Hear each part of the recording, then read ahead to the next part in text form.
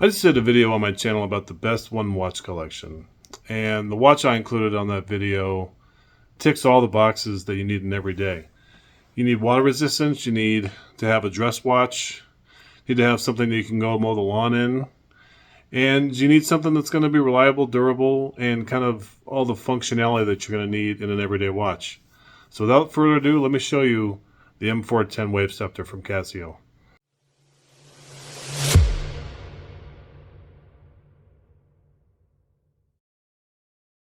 Hello watch people, thank you for watching the internet. My name is Jay, and today we're talking about the Casio M410 Wavecepter.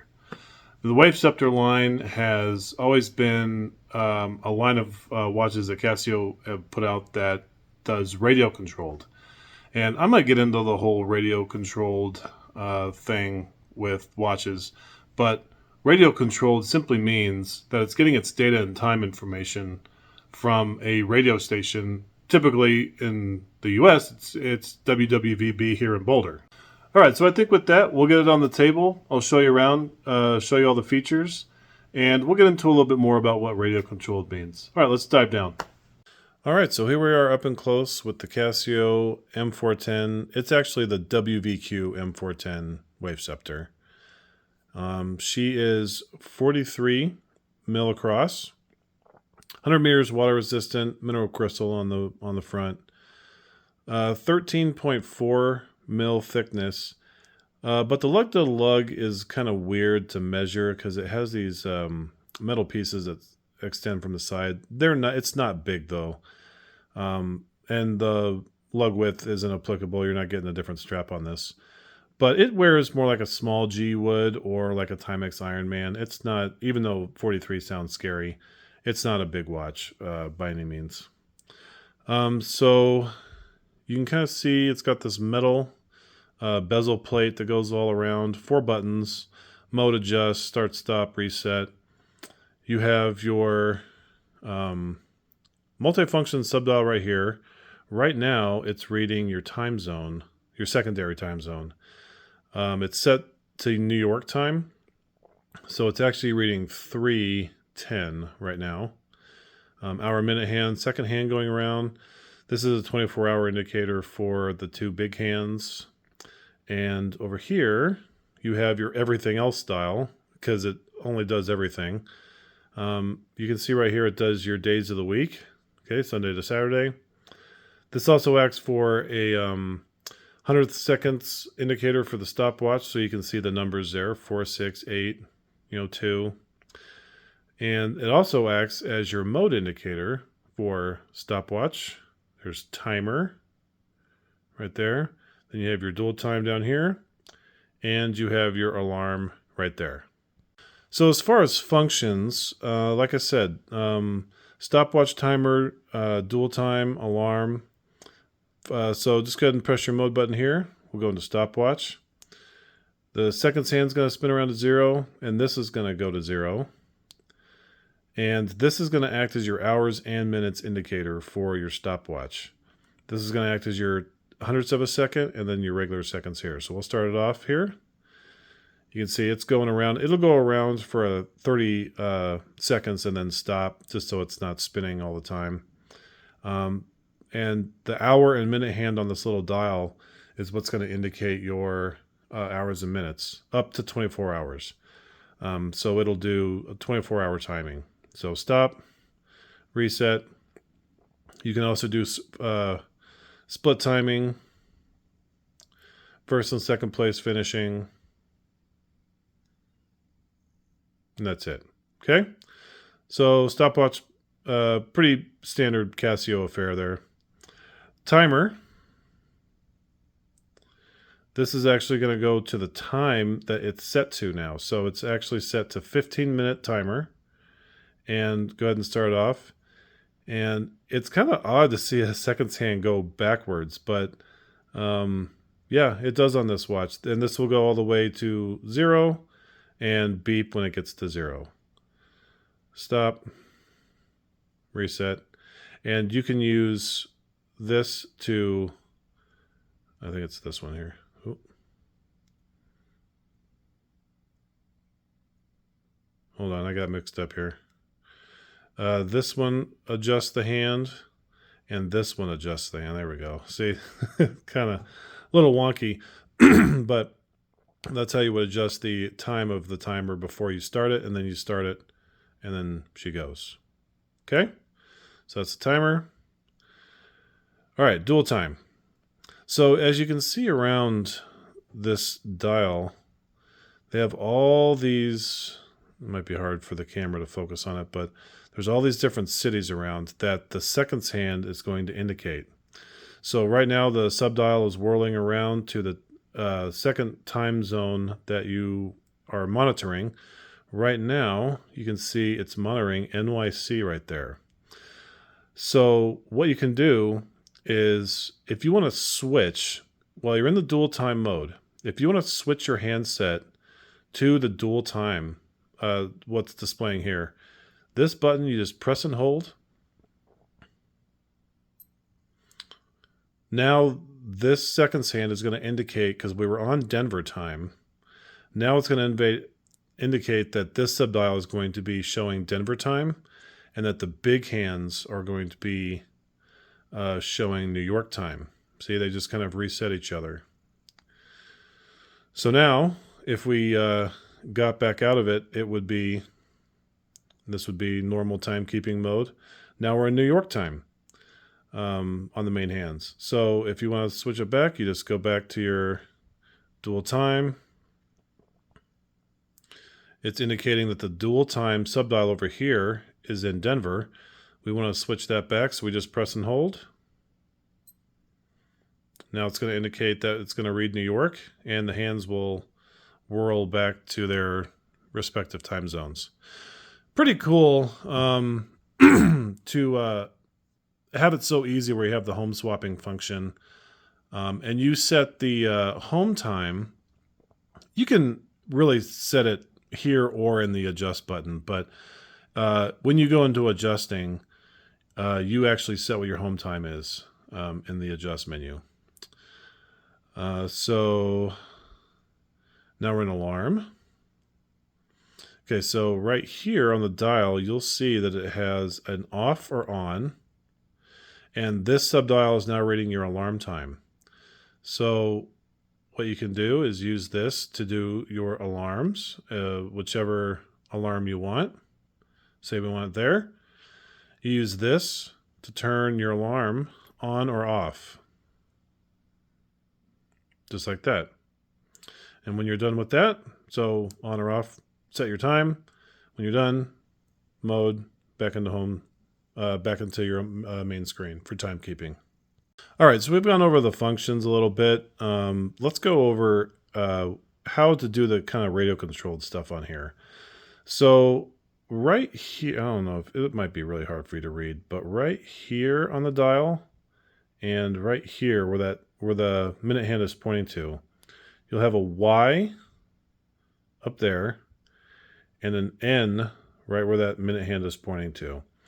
That's going to tell you if it received its information or not. And all you have to do is press this button once, and it's going to read no, because I was playing with the adjustments earlier. If you play with the adjustments and knock it out of what it knows is the right time, it'll always say no. But if it had received it last night, it would go to yes, saying, hey, I received it, and this is the correct time. Now, if you want to manually put it into receiving mode, like you're in a spot where you could probably get pretty good reception, all you have to do is press and hold this button till it beeps. Okay. Now it's going to say ready. Okay, it's ready to start receiving its time information. And when it starts receiving it, you'll see that work. See, it just went over to work. Now it's listening for the time information from the radio station at WWVB. It's not going to do it down here, probably in my basement, but this could take up to about 3 to 5 minutes to complete. So, and it's only really effective at night. Doing it during the daytime, you're probably not going to get a good signal. So once it says, once it's done, it'll spin around to either yes or no that it received it. It'll probably be no, so we'll just go ahead and get out of that. Back to regular timekeeping here. Something I do want to go over while I'm thinking about it is zeroing your handset, because all these hands are motorized and they need to be set to their zeroed positions to work correctly. So when you first get any watch that has motorized hands, there's always probably going to be a setting to zero out the hands so they read correctly. I know in modern technology, you would think that hands would point to, the hands don't know what they're pointing to. You as the user have to tell the watch what the hands are pointing at. And it's pretty easy to get into this mode. This button down here, all you're going to do is press and hold this button in for about 3 seconds. Okay.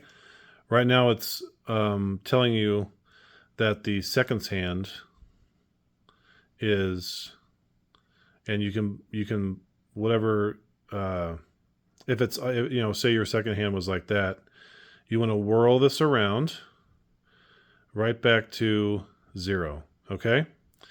So that was setting the second hand. We know the second hand is now going to tell us stuff right. We're going to do the mode button. And this is going to probably take a while, so I'm going to stop it. But these hands are going to whirl back to 12 o'clock and show us that they're zeroed as well.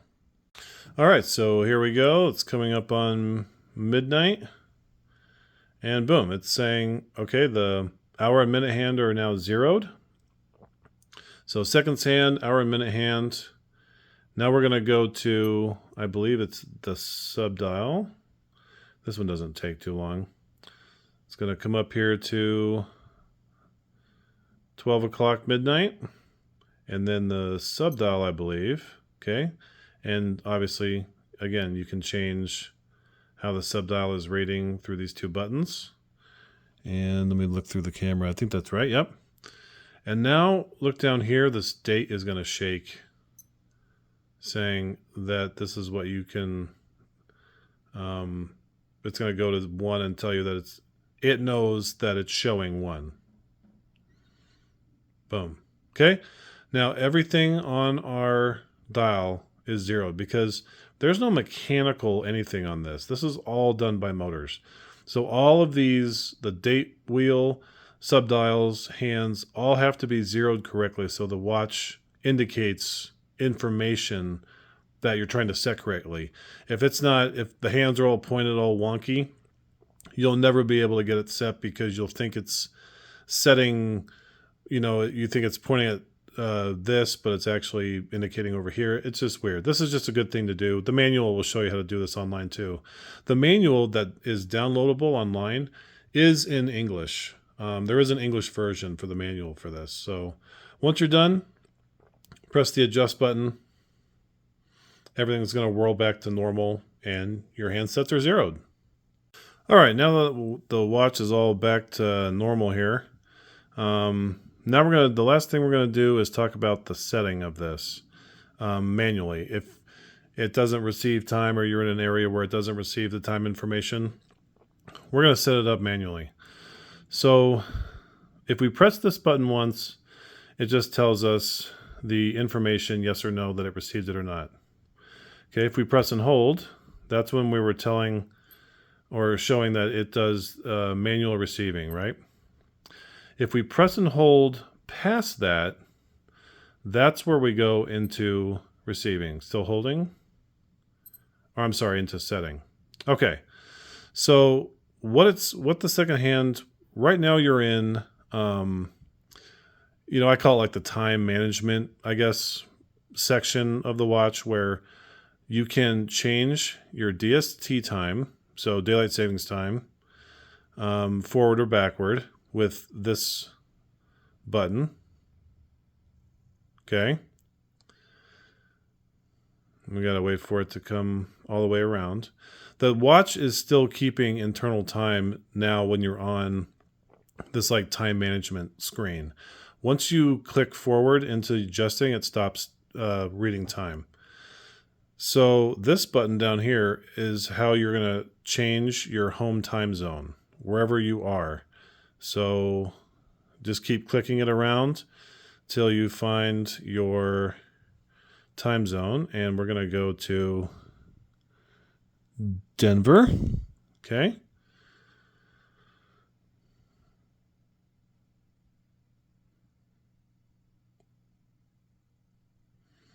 All right. And if that was all you needed, you could just get it out of the adjust button and it resumes timekeeping. So you can kind of see where it says DST or standard. That's what you can change with this button in that screen, and your home time with that button. Now, to change the actual manually adjust all this time, you're going to have to go past that time management screen. So we're going to press and hold this. Still pressing. Okay, this is the time management screen. Or it's not a screen, but the time management side of it. Press the mode button. Now you're into manual timekeeping. And you see that the minute hand moved there. So now you can manually adjust the time of the hands. So if you needed to go back a bunch, just press and hold it. Or forward a bunch, press and hold it, right? Once you're done setting your time, you're going to go forward. Now it's reading the year that it is, because this is also an auto calendar. So even if you don't get time information, it still knows what month, day, year, what months have 31 and 29 and leap year, all that stuff. That's still all stored in the watch anyway. So what it's reading now, what you have to read, is this is pointing to 2, and the seconds hand is pointing to 5, as in 25, as in 2025. This is the year. So now, mode button again. It goes to 11. This is the month. In 12 hours, there's 12 months. So January, February, March, April, May. November is 11, so that's why it's reading 11. Forward one. And now you can see that the date shook. It just kind of did like a little shake. So now you can manually adjust the date. And you can go, wait for it, and go back down. Okay, mode again. Okay, now it's going to set. So now you can't go back to the time management side of it. It's going to just keep looping around to time, year, month, day as you go around until you get it all the way you want, okay? Once you're happy with it, there you go. Now that's also how you would do your time signal. You can see it started from 0 up here. So if you were waiting for a time signal, like on your stove or another watch, once it got to the time, boom, and now she's starting.